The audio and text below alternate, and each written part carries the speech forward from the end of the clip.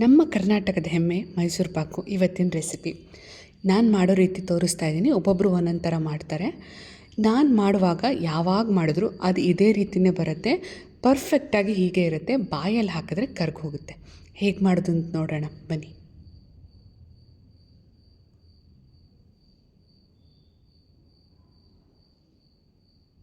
ನಮಸ್ತೆ, welcome to Shivamogga kitchen. ಒಂದು ಬಾಣಲಿಯಲ್ಲಿ 1 cup ಆಗೋಷ್ಟು ಕಡಲೆ ಹಿಟ್ಟನ್ನು ಜರಡಿ ಹಿಡ್ಕೊಳ್ತಾ ಇದ್ದೀನಿ. ಜರಡಿ ಹಿಡ್ಕೊಳ್ಳೋದು ತುಂಬ ಇಂಪಾರ್ಟೆಂಟ್.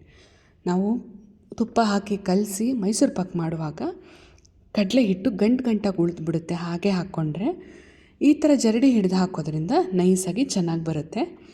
ಜರಡಿ ಹಿಡ್ಕೊಂಡು ಅದನ್ನು ಹುರಿಬೇಕು. ಮೀಡಿಯಮ್ ಫ್ಲೇಮಲ್ಲಿ ಇಟ್ಕೊಂಡು ಹುರಿಬೇಕು. ತುಂಬ ಜಾಸ್ತಿ ಇಟ್ಕೊಂಡು ಹುರಿಯೋಕ್ಕೆ ಹೋಗಬೇಡಿ, ಸೀದೋಗ್ಬಿಡುತ್ತೆ.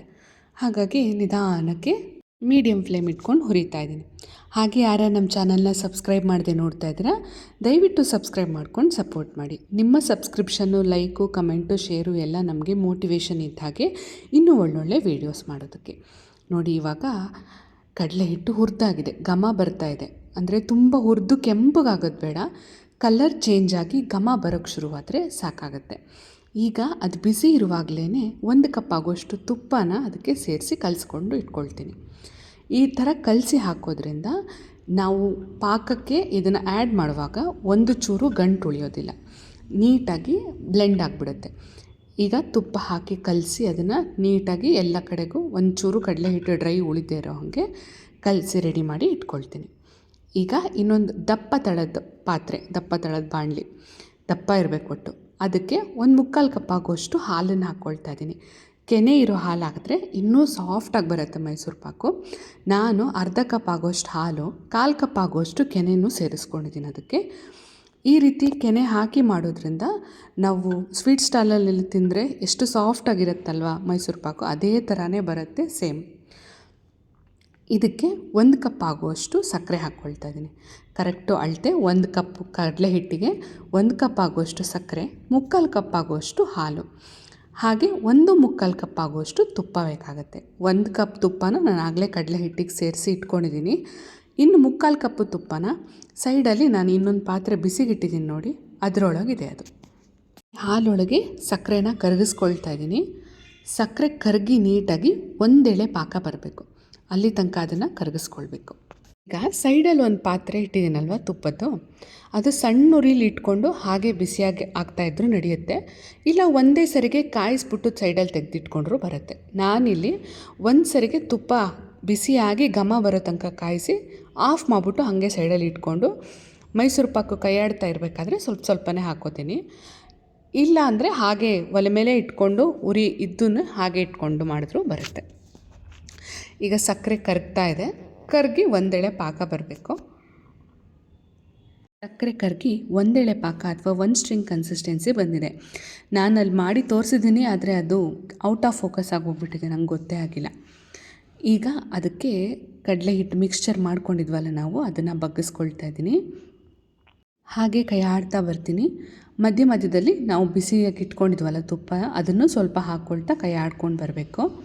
ಒಂದೇ ಸರಿಗೆ ಪೂರ್ತಿ ಹಾಕ್ಕೊಳ್ಳೋದು ಬೇಡ, ಸ್ವಲ್ಪನೇ ಆ್ಯಡ್ ಮಾಡ್ತಾ ಬರ್ತೀನಿ, ಕೈ ಆಡಿಸ್ಕೊಂಬರ್ತೀನಿ. ಅಷ್ಟರೊಳಗೆ ಒಂದು ಹಾಡು ಕೇಳ್ಕೊಂಬನ್ನಿ.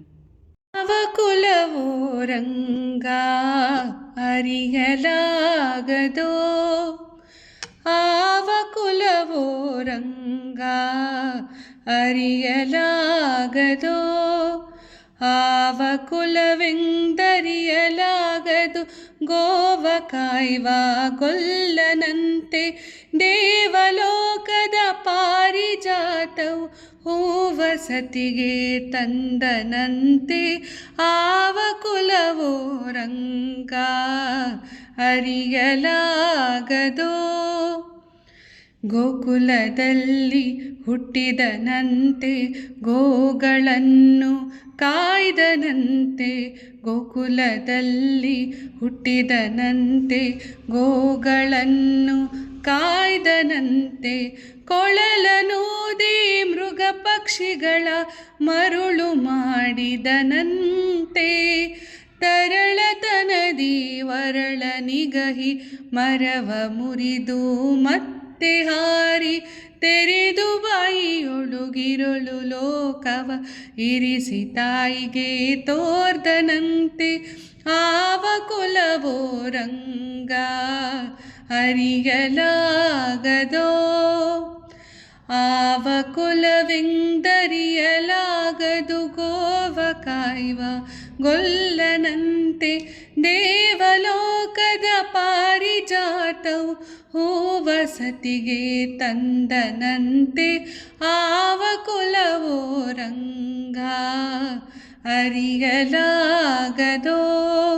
ಹಾಡು ಕೇಳಿದ್ರಿ, ಹೇಗೆ ಅನಿಸ್ತು ಅಂತ ಕಮೆಂಟ್ ಮಾಡಿ. ಈಗ ನಾನು ತುಪ್ಪ ಸೈಡಲ್ಲಿ ಬಿಸಿಗಿಟ್ಕೊಂಡಿದ್ದನ್ನು ಅದನ್ನು ಚೂಚೂರೆ ಹಾಕ್ಕೊಂಡು ಪೂರ್ತಿ ಖಾಲಿ ಮಾಡಿದ್ದೀನಿ. ಚೆನ್ನಾಗಿ ಅದನ್ನು ಮಗ್ಚಿ ಅಥವಾ ಕೈ ಆಡಿ ಸೈಡಲ್ಲಿ ನಾವು ಹಾಕಿರೋ ತುಪ್ಪ ಬಿಟ್ಕೊಂಬರೋಕ್ಕೆ ಶುರುವಾಗುತ್ತೆ. ಅಥವಾ ನಾವು ತಿರುಗಿಸ್ದಂಗೆಲ್ಲ ಈ ಮಿಕ್ಸ್ಚರು ಒಂದೇ ಕಡೆಗೆ ತಿರುಗುತ್ತೆ. ಈ ಥರ ಫುಲ್ಲು ಸ್ಪ್ರೆಡ್ ಆಗಲ್ಲ. ಯಾವ ಕಡೆಗೆ ನಾವು ತಿರುಗಿಸ್ತೀವಿ ಆ ಕಡೆಗೆ ಅದು ತಿರುಗುತ್ತೆ. ಅಲ್ಲಿ ತನಕ ಅದನ್ನು ಕೈ ಆಡಬೇಕು. ಒಂದು ಈಸಿ ಟ್ರಿಕ್ ಹೇಳಬೇಕು ಅಂತಂದರೆ, ನಾವು ಬೆರಳಲ್ಲಿ ಈ ಮಿಕ್ಸ್ಚರ್ನ ಮುಟ್ಟಿ ನೋಡಿದ್ರೆ ಅದು ಕೈಗೆ ಅಂಟಬಾರ್ದು. ಅಲ್ಲಿ ತನಕ ಅದನ್ನು ಮಗ್ಚಿದ್ರೆ ಮೈಸೂರು ಪಾಕ್ ರೆಡಿಯಾಗಿದೆ ಅಂತ ಅರ್ಥ. ಅಕಸ್ಮಾತು ನಾವು ಉರಿ ಜಾಸ್ತಿ ಇಟ್ಕೊಂಡು ಅಥವಾ ಹೆಚ್ಚಿಗೆ ಕೈ ಆಡಿದ್ರೆ ಅದು ತಟ್ಟೆಗೆ ಹಾಕಿದ ತಕ್ಷಣ ಪುಡಿ ಪುಡಿಯಾಗಿ ಹೋಗ್ಬಿಡುತ್ತೆ. ಸೊ ಯಾವ ಟೈಮಲ್ಲಿ ಮೈಸೂರು ಪಾಕನ್ನ ತೆಗಿತೀವಿ ಒಲೆಯಿಂದ ಅದು ತುಂಬ ಮ್ಯಾಟರ್ ಆಗುತ್ತೆ. ಕರೆಕ್ಟಾಗಿ ನೋಡಿಕೊಂಡು ಮಾಡಬೇಕು. ನೋಡಿ, ಸ್ವಲ್ಪ ಬೇಗ ತೆಗೆದುಬಿಟ್ರೆ ಪೀಸ್ ಬರೋದಿಲ್ಲ, ಅಂಟಾಗ್ಬಿಡುತ್ತೆ, ಚೀವಿ ಥರ ಆಗಿಬಿಡುತ್ತೆ. ಕರೆಕ್ಟಾಗಿ ಬರ್ಫಿ ಟೆಕ್ಸ್ಚರೇ ಬರೋದಿಲ್ಲ. ನೀಟಾಗಿ ನೋಡ್ಕೊಂಡು ತೆಗಿಬೇಕು. ನೋಡಿ, ನಾನು ತಿರುಗಿಸಿ ನೀಟಾಗಿ ಅದು ಸೈಡ್ ಬಿಟ್ಕೊಳ್ತಾ ಬರುತ್ತೆ, ತುಪ್ಪ ಬಿಡ್ತಾ ಬರುತ್ತೆ. ಅಥವಾ ಕೈಗೆ ಮುಟ್ಟಿದ್ರೆ ಅಂಟಲ್ಲ. ಅಲ್ಲಿ ತನಕನೂ ಅದನ್ನು ತಿರುಗಿಸ್ಬೇಕು. ಚೆನ್ನಾಗಿ ತಿರುಗಿಸಿ ಇವಾಗ ನೋಡಿ, ಇದು ತಳ ಬಿಡ್ತಾ ಬಂದಿದೆ. ನಾವು ಯಾವ ಕಡೆಗೆ ತಿರುಗಿಸ್ರೋ ಆ ಕಡೆಗೆ ತಿರುಗ್ತಾ ಇದೆ. ಹಾಗೆಯೇ ತುಪ್ಪನೂ ಸೈಡಲ್ಲಿ ಚೂರೆ ಬಿಟ್ಕೊಂಬರೋಕ್ಕೆ ಶುರುವಾಗಿದೆ. ಈಗ ಅದನ್ನು ತೆಗೆದು ನಾನು ಮೊದಲೇ ತುಪ್ಪ ಹಚ್ಕೊಂಡಿರೋ ಟ್ರೇಗೆ ಅದನ್ನು ಬಗ್ಗಿಸ್ತಾ ಇದ್ದೀನಿ. ಹಾಗೆ ಈ ಮೈಸೂರು ಪಾಕನ್ನ ಪೂರ್ತಿ ತುಪ್ಪದಲ್ಲೇ ಮಾಡಬೇಕು ಅಂತಲೂ ಏನಿಲ್ಲ, ಎಣ್ಣೆ ಕೂಡ ಮಿಕ್ಸ್ ಮಾಡ್ಕೊಂಡು ಮಾಡ್ಬೋದು. ಆದರೆ ಟೆಕ್ಸ್ಚರ್ ಈ ಥರ ಬರೋಲ್ಲ. ನಾನು ಮಾಡೋ ರೀತಿ ತೋರಿಸಿದ್ದೀನಿ. ನಿಮಗೆ ಬೇಕಾದರೆ ಎಣ್ಣೆಲಿ ಬೇಕಾದರೂ ಮಾಡ್ಕೊಬೋದು. ಈಗ ಅದನ್ನು ಬಗ್ಸಿ ಸಿಮೆಂಟ್ ಗಿಲಾವ್ ಮಾಡ್ತಾರಲ್ಲ ಆ ಥರ ಒಂದು ಬಟ್ಲಿಗೆ ತುಪ್ಪ ಹಚ್ಕೊಂಡು ನೈಸ್ ಮಾಡಿದ್ದೀನಿ ಮೇಲ್ಗಡೆಗಿಂತ, ನೋಡೋಕ್ಕೆ ಚೆನ್ನಾಗಿ ಕಾಣಲಿ ಅಂತ. 1-1.5 ಗಂಟೆ ಬಿಟ್ಕೊಂಡು ಅದನ್ನು ಕಟ್ ಮಾಡ್ಕೊಳ್ತಾ ಇದ್ದೀನಿ. ನೋಡಿ, ಕಟ್ ಮಾಡಿ ಟ್ರೇಲಿ ಅರೇಂಜ್ ಮಾಡಿದ್ರೆ ನಮ್ಮ ಸೂಪರಾಗಿರೋ ಮೈಸೂರು ಪಾಕ್ ರೆಡಿ ಆಗುತ್ತೆ. ತುಂಬ ಚೆನ್ನಾಗಾಗುತ್ತೆ, ಡೌಟೇ ಬೇಡ. ಆಯಿಲ್ ಇಟ್ಟರೆ ಹಾಗೆ ಬೆಣ್ಣೆ ಥರ ಕರ್ಗೋಗುತ್ತೆ. ಖಂಡಿತವಾಗ್ಲೂ ಎಲ್ಲರೂ ಟ್ರೈ ಮಾಡಲೇಬೇಕಾಗಿರೋ ರೆಸಿಪಿ ಇದು. ನಾನು ಟ್ರೈ ಮಾಡಿ ಟೆಸ್ಟ್ ಮಾಡಿ ಫೇಲ್ ಆಗೋ ಚಾನ್ಸೇ ಇಲ್ಲ. ನಾನು ಯಾವಾಗಲೂ ಮಾಡ್ತೀನಿ ಇದೇ ಥರನೇ, ಕರೆಕ್ಟು ನಾನು ಹೇಳಿರೋ ಅಳತೆಲ್ಲಿ ಮಾಡಿ ಕರೆಕ್ಟಾಗಿ ಇದೇ ಥರ ಬರುತ್ತೆ. ತುಂಬ ಚೆನ್ನಾಗಾಗುತ್ತೆ. ನಿಮ್ಮ ಫ್ರೆಂಡ್ಸ್ ಆ್ಯಂಡ್ ಫ್ಯಾಮಿಲಿ ಜೊತೆಗೆ ವಿಡಿಯೋನ ಶೇರ್ ಮಾಡಿ, ನಮ್ಮ ಚಾನಲ್ನ ಸಬ್ಸ್ಕ್ರೈಬ್ ಮಾಡಿ.